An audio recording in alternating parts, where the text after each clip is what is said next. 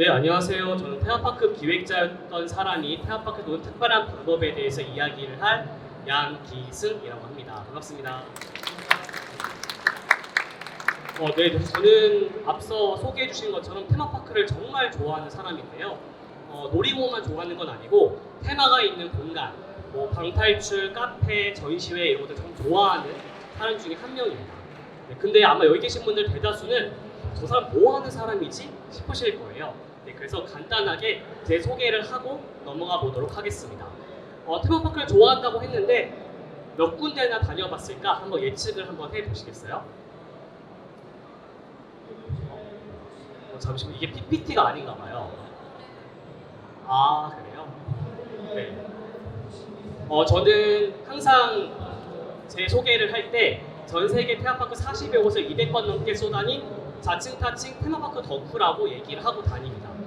연간 이용권 사서 수시로 왔다 갔다 했던 거 제외하고 정말 갈 때마다 티켓을 구입했던 것만 세봤을 때 이렇고요. 근데 이게 제가 유튜브 시작할 때 5년 전에 만든 인사말이고 5년이 흐른 지금은 더 숫자가 올라갔습니다. 네. 저는 전 세계에 있는 디즈니, 유니버셜 스튜디오 테마파크는 다 수시로 다녀봤었고 올해도 정말 갈 일이 정말 많아요. 계획을 짜놓은 상태고 뭐 유럽, 호주, 아랍에미레이트, 일본 등 테마파크만 찾아서 다니는 좀 독특한 여행가라고 생각해 주시면 될 것 같습니다. 그리고 저는 롯데월드에서 7년간 기획자로 근무를 했었어요. 그래서 홍보, 광고, 사회공헌 활동, 파크 운영, 페스티벌도 기획을 해보고 어트랙션 기획도 해본 경험이 있습니다. 근데 지금은 퇴사를 하고요. 테마파크 더프라는 이름으로 유튜브를 채널을 개설해서 활동을 하고 있고 유튜브, 인스타그램, 웹진 등 운영하면서 국내외 테마파크 여행기와 소식, 비하인드 스토리, 각종 재미있는 어트랙션들을 소개를 해드리고 있습니다. 전 세계에는 정말 많은 테마파크 인플루언서 분들이 계시는데 우리나라에서는 테마파크가 아직까지 좀 마이너한 주제예요. 네, 그래서 5손가락 안에 꼽습니다. 테마파크 주제로 하시는 분들이. 근데 제가 테마파크 주제로 유튜브를 처음 개설한 사람이기도 하고 그 중에서도 제가 테마파크를 좀 더 깊게 파서 설명해드리는 사람 중에 한 명이어서 만일 해외에 계신 수많은 테마파크 인플루언서들 중에서 대한민국의 대표 테마파크 인플루언서 누구야? 라고 한다면 자신 있게 저요 라고 대답할 수 있을 정도로 자신이 있습니다. 테마파크에 대해서는. 아, 저 사람 테마파크 덕후구나, 테마파크 유튜버구나, 근데 저 사람이 하는 말이 뭐가 도움이 될까? 라는 생각을 하시는 분들도 분명히 계실 거고요. 놀이공원, 테마파크, 내가 하려고 하는 일하고는 전혀 관련이 없는데? 라고 생각하시는 분들도 계실 겁니다. 근데 제가 회사에서 일을 하면서 그리고 테마파크 여러 군데를 다니면서 생각을 해보니까 과거에는 테마파크, 방탈출, 전시회, 호텔 같은 것들이 각자의 영역에서 발전해가면서 새로운 컨텐츠를 선보였다면 요즘 그리고 앞으로 미래에는 이런 영역이 사라질 예정이에요. 그래서 각 영역이 섞이면서 새로운 컨텐츠를 만들어내는데 이미 뭐 방탈출과 호텔이 어우러져서 호텔 객실 중에는 1박 하면서 그 객실 내 방탈출을 하는 객실도 나왔고요. 테마파크 못지않은 전시회, 몰입감을 주는 전시회도 나왔습니다. 그래서 제가 여러 경험을 해보니까 각 이런 분야들이 그냥 각자 살기 위해서 컨텐츠를 만드는 그런 시대는 지났구나. 지금은 각 분야 연결고리에 만들면 새로운 것들이 나온다는 걸 알게 됐고요. 뭐 예를 들면은 테마파크랑 스포츠랑 합쳐져서 디즈니랜드에서 마라톤을 하는, 테마파크에서 신데렐라 캐슬 배경으로 마라톤하는 컨텐츠도 생겼고, 그 다음에 연극 뮤지컬 전시회가 합쳐져서 이게 전시인지 내가 연극에 참여하고 있는 건지 알 수 없는 것들도 많이 나왔습니다. 아마 여기 계신 분들도 그런 컨텐츠 아마 경험을 이미 해보셨거나 아마 앞으로 하시게 될 거예요. 그래서 제가 하고 싶은 말은 시작하기 전에 저는 테마파크 덕후고 테마파크 기획자였기 때문에 오늘 할 얘기는 테마파크 이야기입니다. 하지만 아까 말씀드린 것처럼 각 분야가 섞이면 새로운 컨텐츠가 나오듯이 제 이야기, 오늘 하는 이야기를 잘 귀 기울여 주시고 자신이 하고자 하는 일에 잘 접목시키신다면 분명히 새로운 컨텐츠를 만드는 큰 도움이 되실 거예요. 이제 잘 들어주십사 부탁을 먼저 드리는 거고요. 제가 이런 순서로 오늘 이야기하긴 할 건데 제가 첫 순서잖아요. 그리고 뒤에 누가 얘기하실 건지를 잘 모르겠는데 어마무시한 분들이 준비를 하고 계시더라고요. 네, 그분들이 더 대단한 이야기 해주실 거고 저는 사실 테마파크를 좋아하지만 테마파크에 대해서 공부를 해본 적은 없습니다. 전공도 아니고.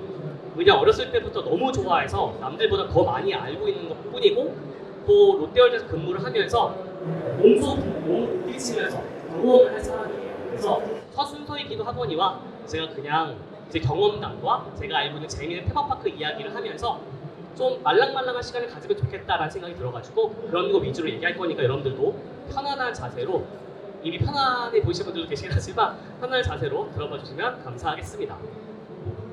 우선 테마파크에서 중요한 세 가지에 대해서 먼저 이야기를 해볼게요. 흔히 테마파크 하면은 아이들을 위한 공간, 아이들과 갈 만한 장소라고 생각을 하신다거나 놀이기구 탈 수 있는 곳, 퍼레이드를 볼 수 있는 곳, 단순히 이렇게 생각하시는 분들도 계시는데, 저는 테마파크하고 우리가 흔히 말하는 놀이공원, 유원지라고 의미하는 어뮤즈먼트 파크는 다른 개념이라고 항상 설명을 드려요. 어떤 특정 공간에 회전목마를 딱 갖다 놓으면 그거는 어뮤즈먼트 파크가 되는 거고요. 근데 거기에 어떤 주제나 스토리나 테마가 들어가 있으면 테마파크가 되는 겁니다. 테마파크를 사전에서 찾아보신 분들이 계실지 모르겠지만 특정한 주제로 묶인 공간이라고 나와요. 네. 그러면 정확히 테마파크에 무엇이 있길래 다르다고 하는 걸까? 그 세 가지를 제가 말씀드려 볼 수 있도록 하겠습니다. 첫 번째, 테마파크에는 스토리와 테마가 있습니다. 먼저 간단한 질문을 드리면서 퀴즈를 한번 드려볼게요.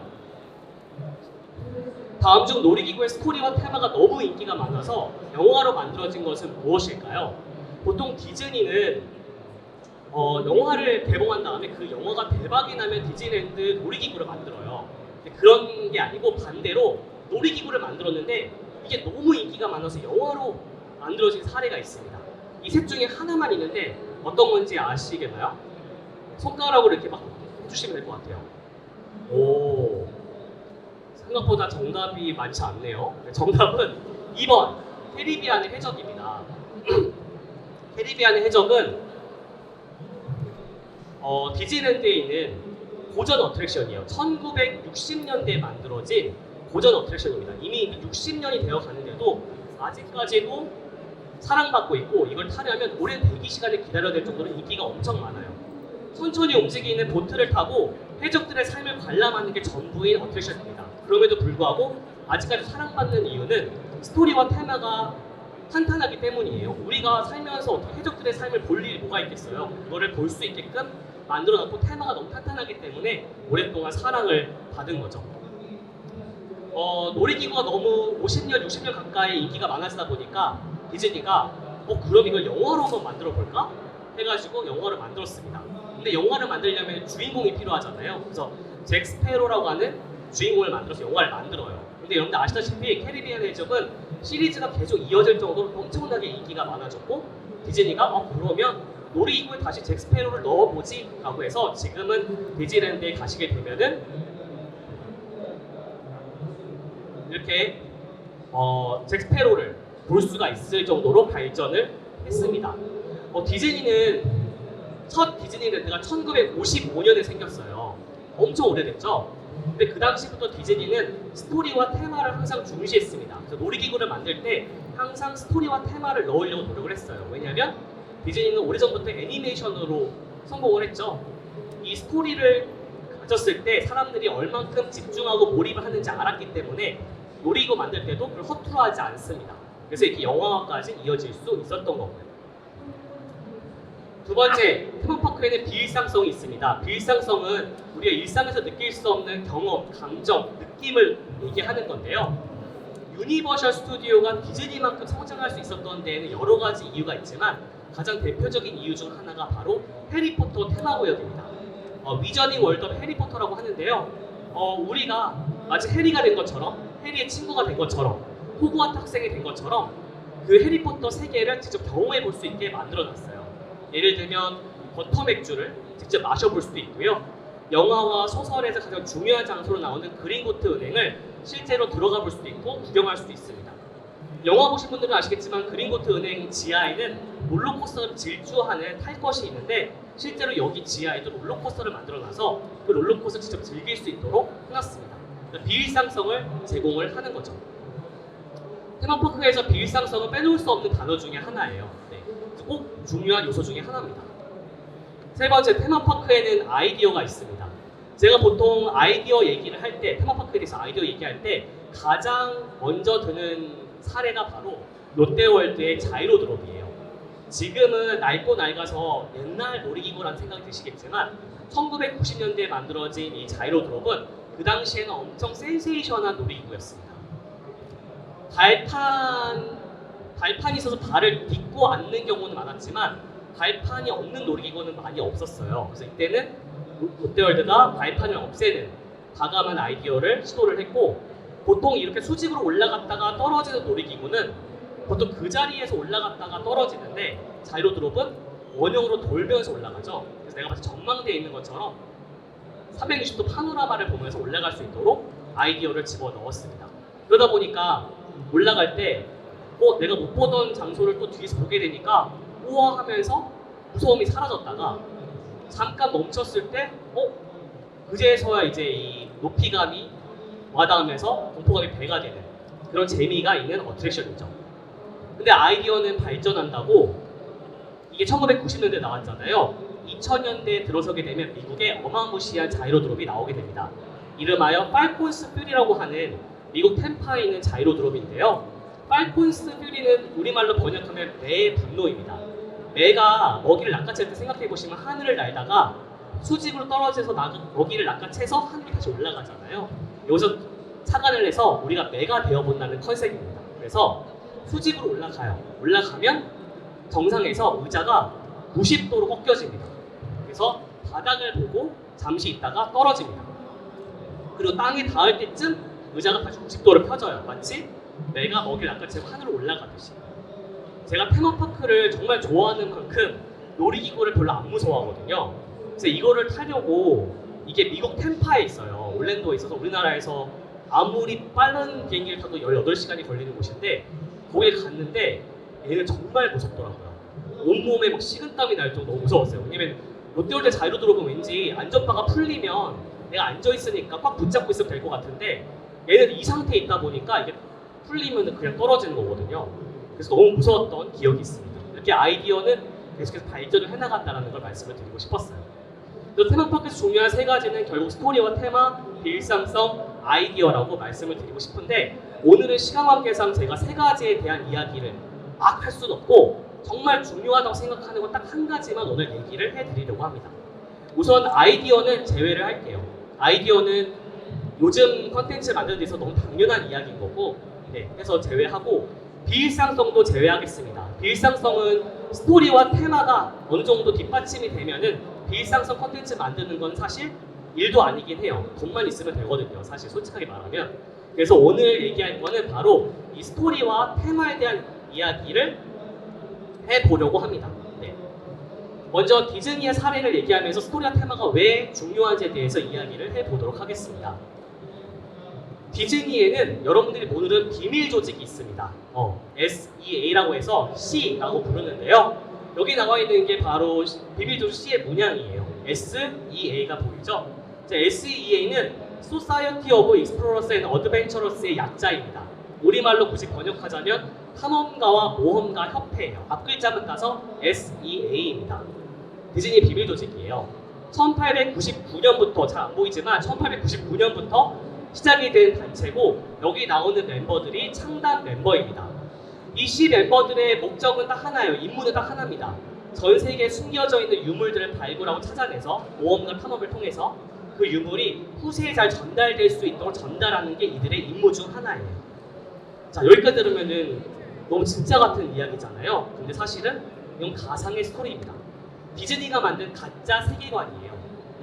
그러면 왜 디즈니는 이런 가짜 세계관을 만들었는지에 대해서 지금부터 우리 홍콩, 도쿄 디즈니를 가서 왜 그런 이야기가 나왔는지 한번 살펴볼 수 있도록 하겠습니다. 홍콩 디즈니랜드에 가면은 미스틱 매너라고 하는 놀이기구가 있습니다.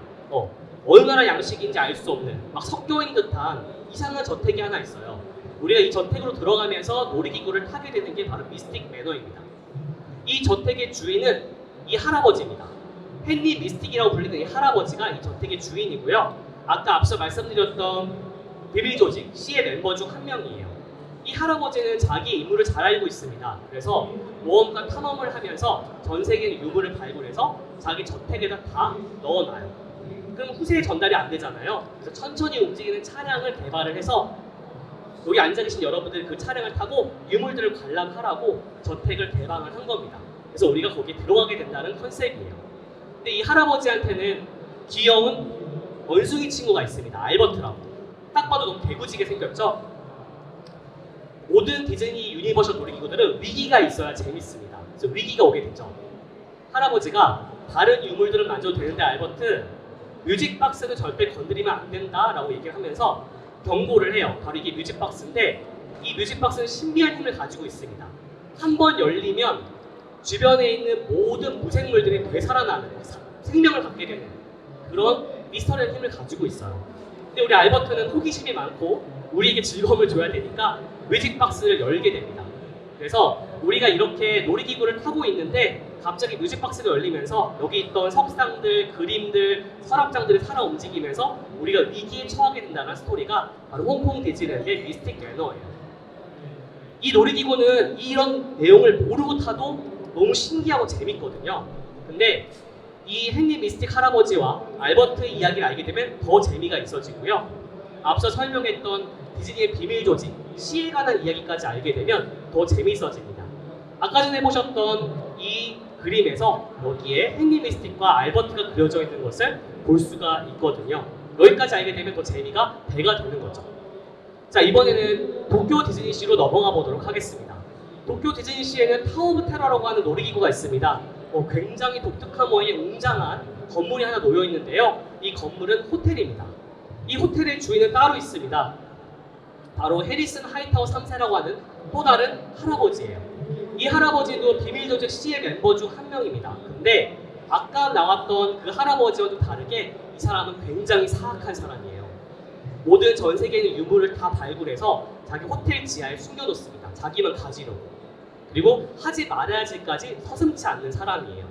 그 중에 하나가 바로 아프리카에서 가져온 저 원숭이상 시리키 우툰두를 들고 오는 거였는데 아프리카 원주민들이 이 원숭이상에는 저주가 서려 있으니까 절대 만지면 안 된다고 했지만 해리슨 하이타워 3세는 욕심에 이 원숭이상을 가지고 자기 호텔로 돌아오게 되고요. 엘리베이터를 타고 올라가던 도중에 원숭이상의 저주로 인해서 엘리베이터가 추락을 하고 하루아침에 이 세상에서 해리슨 하이타워 3세는 사라지게 됩니다. 그리고 세월이 흘러서 호텔이 문을 닫았고 또 세월이 흘러서 호텔이 다시 문을 열었어요. 그리고 여기 앉아 계신 여러분들이 이 엘리베이터를 다시 탑승하게 된다는 내용입니다. 근데 이 원숭이상의 저주는 끝나지 않았고 엘리베이터가 급추락하면서 우리가 그 낙하를 경험하게 된다는 어마무시한 놀이기구입니다. 얘도 마찬가지로 이런 내용 모르고 타도 너무 아찔하고 재밌어요. 근데 내용을 알고 나면 더 재밌고요. 또 아까 전에 보셨던 비밀조직 C의 멤버들을 보게 되면은 저 왼쪽에 그려져 있는 것을 볼 수가 있습니다. 결국에는 도쿄 디즈니시의 이 해리슨 하이타워 3세 할아버지하고 홍콩 디즈니랜드의 헨리 미스틱 할아버지가 서로 아는 사이였다라는 그런 세계관까지 만들어 놓은 거죠. 자, 디즈니가 왜 이런 세계관을 굳이 만들어 놓은 걸까? 이거를 이해할 필요가 있는데요. 바로 스토리와 테마가 중요하기 때문입니다.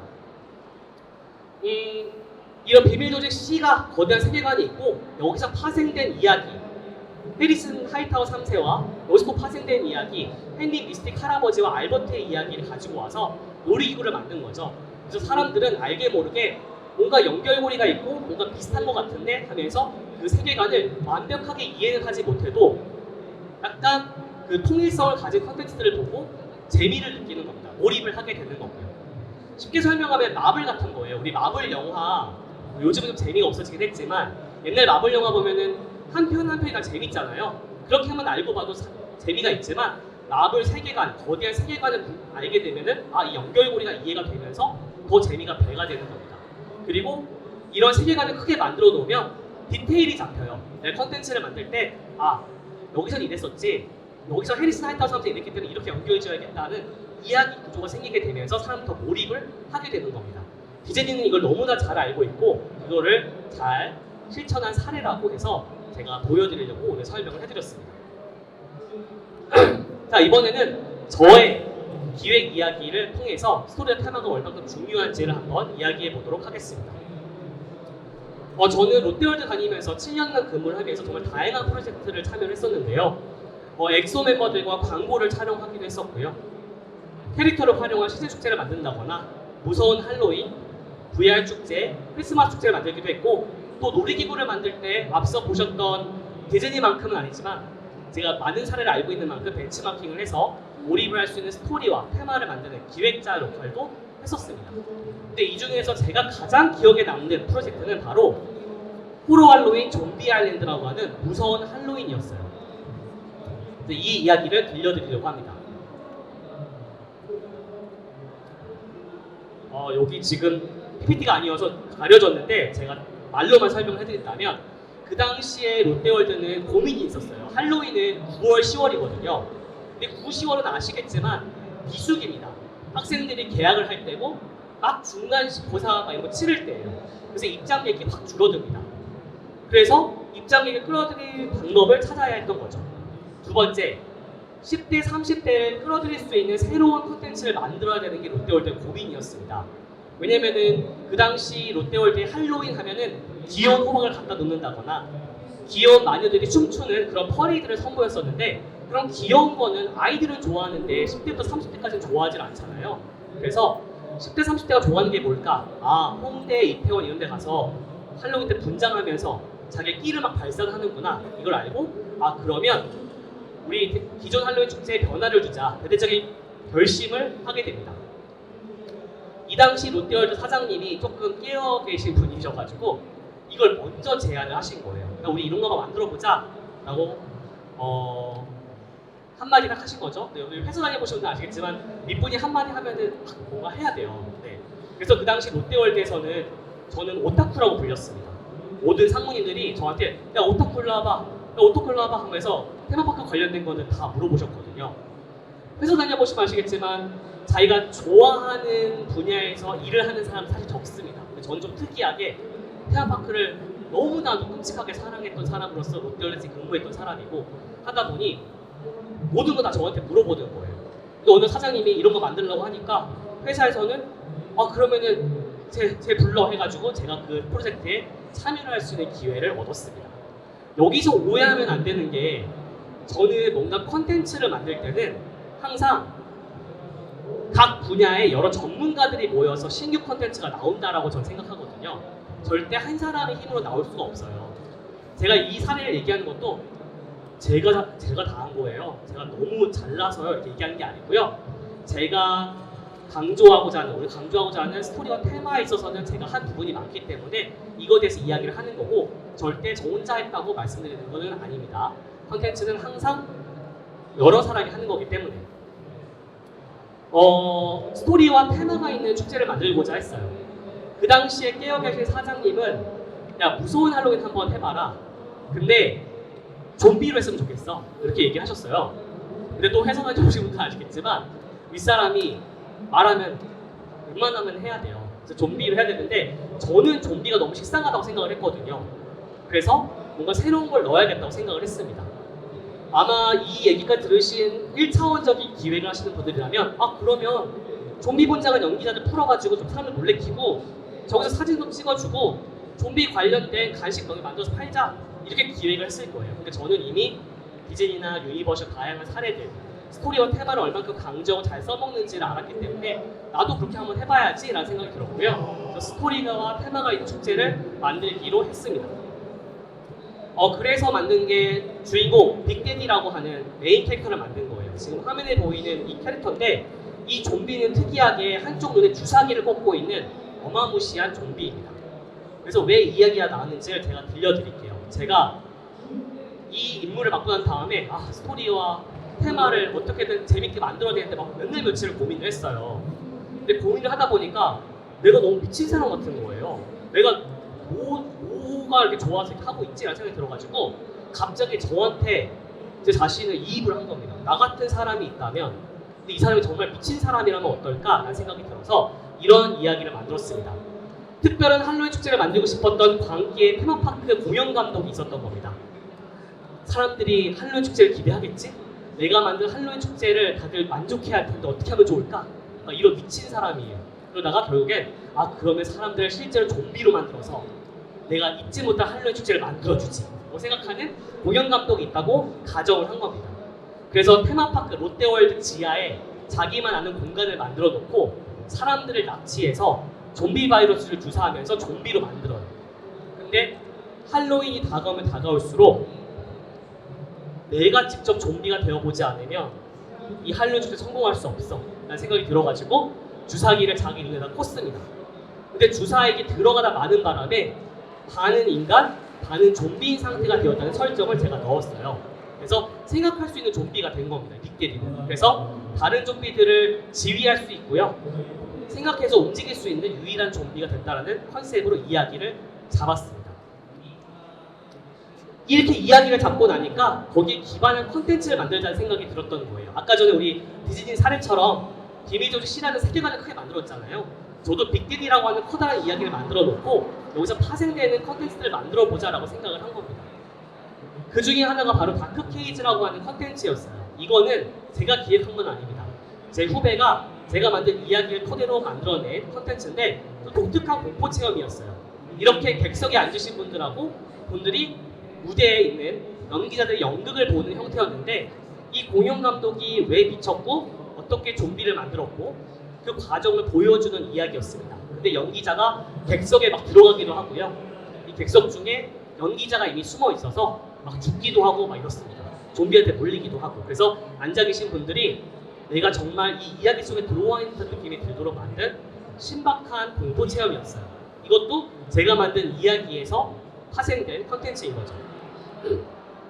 두 번째는 통제구역 M이라고 하는 공연이었습니다. 이거는 롯데월드 공연팀이 만든 컨텐츠였는데 역시 제가 만든 스토리를 토대로 해서 만든 거예요. 이 주사기 꽂고 있는 빅데디가 생각할 수 있고 좀비들을 지휘할 수 있다라고 했었잖아요.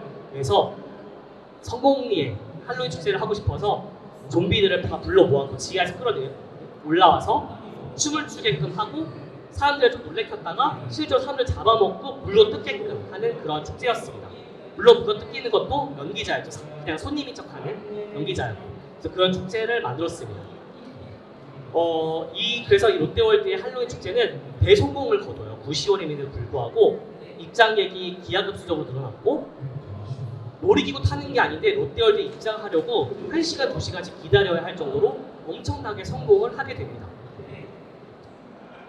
성공의 비결, 제가 만든 스토리와 테마 때문이에요 라고 말하고 싶지만 부끄러워서 그렇게 말을 못하겠고 근데 그 영향도 있었겠죠. 그래서 제가 이 스토리와 테마에 대한 이야기를 하고 싶었던 겁니다. 아마 스토리와 테마가 없었다면 여기 화면에 보이는 이런 콘텐츠들이 중구난방으로 이렇게 돌았을 거예요. 그래도 사람들은 충분히 즐거워했을 겁니다. 좀비가 나오니까 너무 무서워, 재밌어, 자기야 막 이러면서 재밌었을 거고 즐거워했겠지만 제가 만든 이야기, 할로윈 축제에 미친 광기 어린 공연 감독의 많은 이야기라는 커다란 세계관, 스토리와 테마가 있고 여기서 파생된 이야기, 그래서 이런 좀비가 나왔고요. 그래서 이런 공연이 나온 거고요. 그래서 이런 공포 체험이 나온 겁니다 라는 이야기를 했기 때문에 사람들이 몰입을 할 수 있었다고 저는 생각을 해요. 그리고 재미를 느꼈던 거고. 그래서 저는 제가 경험한 경험담과 디즈니와 유니버셜 여러 사례들을 경험하면서 스토리와 테마에서 파생되는 컨텐츠의 힘은 다르구나라는 것을 느꼈습니다.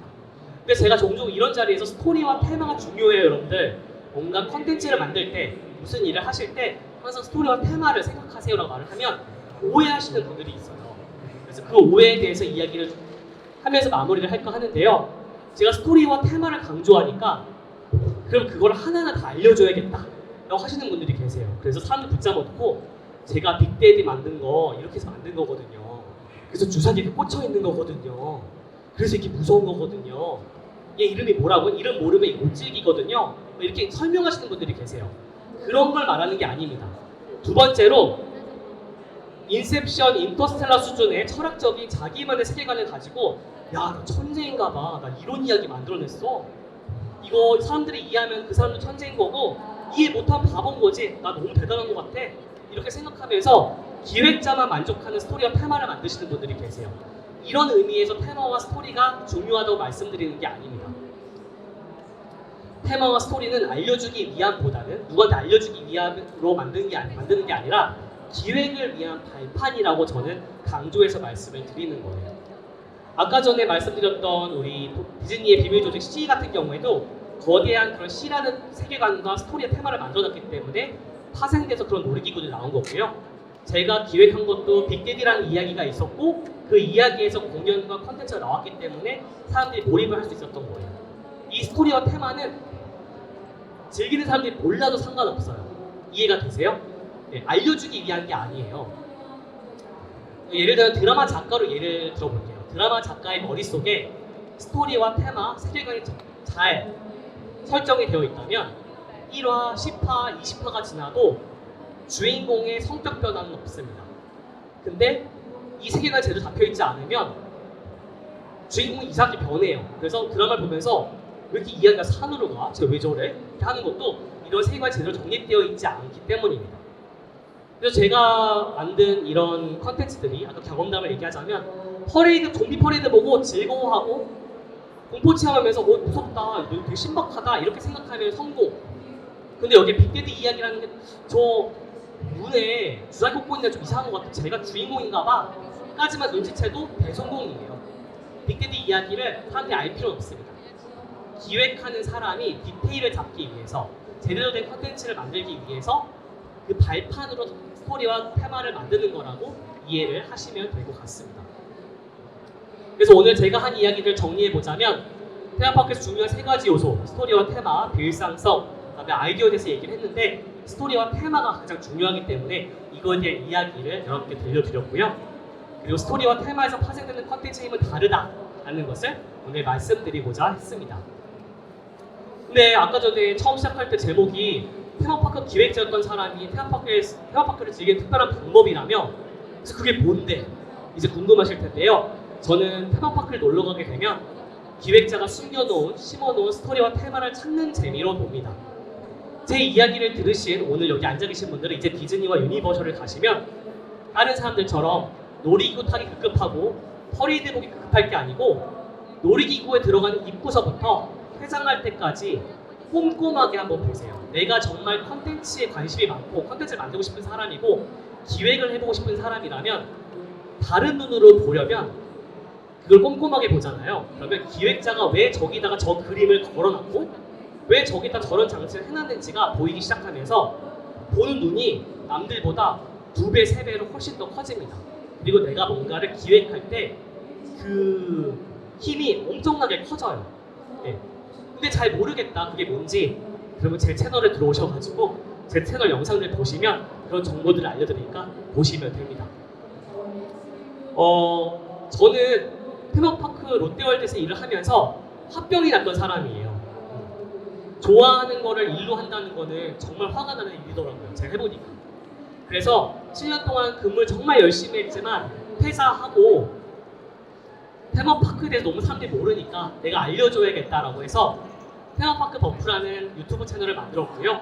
그 중에서 버프 투어라고 해서 제 이름을 딴 여행 프로그램도 진행을 하고 있습니다. 이렇게 구독자들하고 다 구독자들이에요. 구독자들하고 옷을 맞춰 입고 가서 디즈니에서 재밌게 하루 노는데 오늘 제가 여러분께 들려드렸던 이런 스토리와 테마의 중요성 혹은 비하인드 스토리를 들려드리면서 이런 기획 의도가 숨어 있는 거예요 라고 하면서 디즈니랜드를 좀 더 색다르게 즐기는 방법을 알려드리고요. 다 같이 이렇게 도멜도 옷을 입고 특별한 할로윈 축제를 즐기기도 합니다. 네. 그래서 버프 투어를 홍보하려고 이런 말을 드리는 건 아니고 제가 이렇게 해서 롯데월드에서 근무를 했고 퇴사했고 유튜브 채널 운영하고 있고 이렇게 여행 프로그램을 하면서 정말 테마파크를 알리는데 많은 일들을 하고 있다는 것을 말씀드리고 싶었습니다. 자, 이제 제가 준비한 내용은 여기까지고요. 이제 제 이야기도 다 들으셨고 저를 아셨으니 뭘 해야 될까요? 구독, 좋아요, 알림 설정 해주시면 됩니다. 이제 제가 준비한 발표 여기까지고 집에 돌아가셔서 이제는 유튜브에 테마파크 버프 치셔가지고 영상으로 저를 찾아봐 주시면 감사하겠습니다. 감사합니다. 네, 자 테마파크 버프님의 이야기였습니다. 다시 한번 박수 부탁드릴게요. 고맙습니다.